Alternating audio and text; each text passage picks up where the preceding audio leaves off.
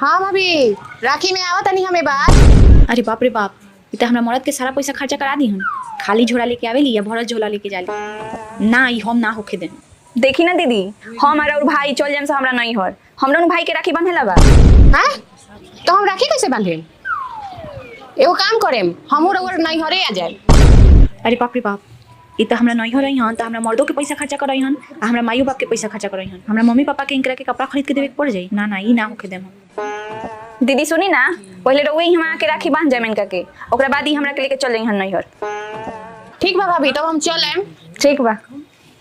लागत है हमरा मर्द के खर्चा कराही के मनी हनी राखी में, कुछ ना कुछ उपाय करही के।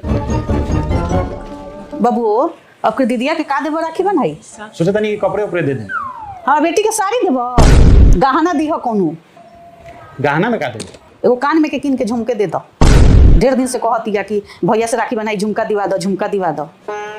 हाँ हाँ बुढ़ियो, हमर मर्द के बोका बना के दोनों माई बेटी खूब गहना गढ़ावल हुई। आज ले तो ई विचार ना आयल कि पतो के एगो गहना बनवा दी, आ बेटी के हर साल गहना बनवावेली।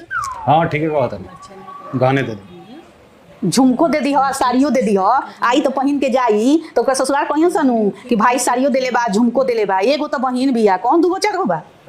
इहो बात तू ठीक कहत है, दे दे। ना ना, गहना तो हम ना देवे दे, चाहे कुछ हो जाओ। एगो काम करो तनी, ई दोनों माई बेटा के फोन से ही मोटको के नंबर ब्लॉक कर देता। ना होई बात, ना ही मोटको यहाँ आई हम।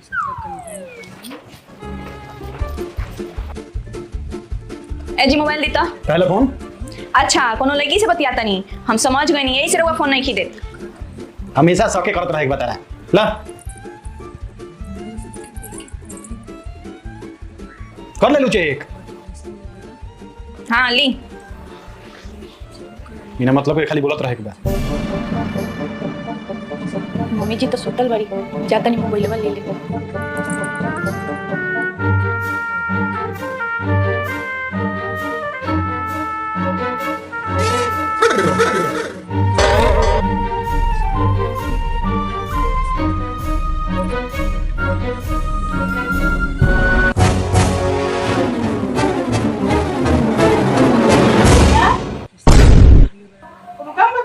ना ना कोनो काम नहीं किया, सो देर हुआ।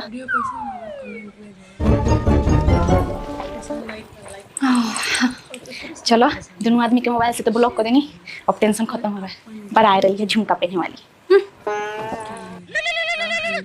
अरे ये हमारा भी क्या फोन करते रही। हेलो हाँ भाभी, कहत नहीं कि भैया माँ दोनों के फोन काहे नहीं लागत? अरे देखी ना, वो दोनों आदमी के फोन गिर गया, खराब हो गई। खराब हो गई बा? कैसे? दोनों आदमी के फोन एके बार खराब हो गई बा? अरे रखल रखा वहाँ गिर गई।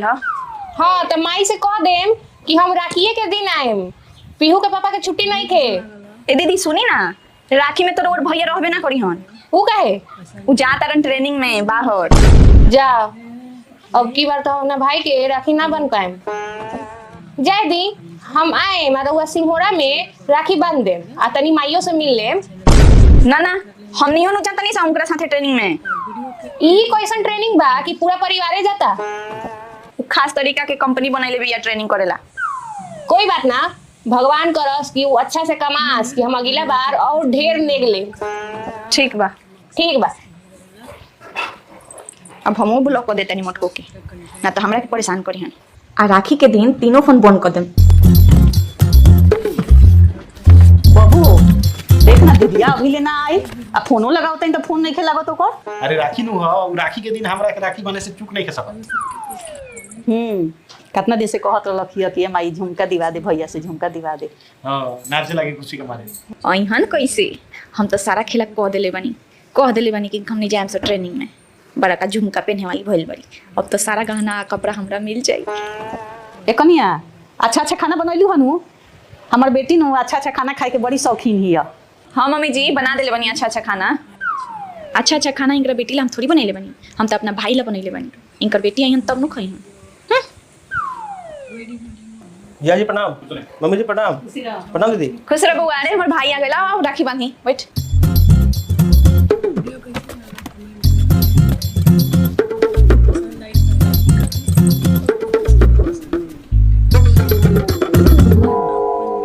ये अपने भाई के राखी बांध ली। देखा हमारी दीदी कब आती है, पता ना कहाँ रह गई।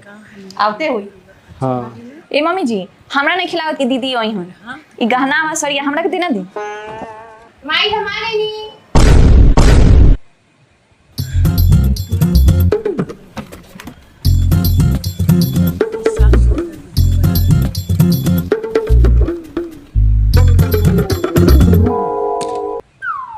भाई ले दीदी कान में के झुमका आ साड़ी। अरे वाह कितना सुंदर झुमका बा। Thank you. कैसे आ गईली हो हम तो कहले रहनी कि हम नहीं जाता नहीं सर ट्रेनिंग में अरे दीदी जाना था नहीं हम ही बताई नहीं हम तोरा फोन करते थे तार फोन ना लागत रहे जीजा जी के करते थे जीजा जी के फोन ना लागत रहे और मम्मी जी के फोन लागत रहे तो हर बात इनका हम फोन कर तो हमरा कहली हां कि रवा राखी में ना जाए का तो हम कहनी कि हम काहे ना जाए आज तक हमर दीदी फोन करके कहली से कि आज राखी बनवावे तो कहली कि रवा चलिए पीछे से आवता नहीं। अच्छा तो ई तोर करना मा हो तू हमर हमेशा प्रणाम चौपट कर देवेली भाभी आ गई नहीं ट्रेनिंग पर से। ट्रेनिंग कैसन ट्रेनिंग? अरे रोवा छोड़ी हमनी के आपस के बात बा दीदी चली रोवाला अच्छा अच्छा खाना बनैले बनी दीदी हम तू यहाँ से भागिए जो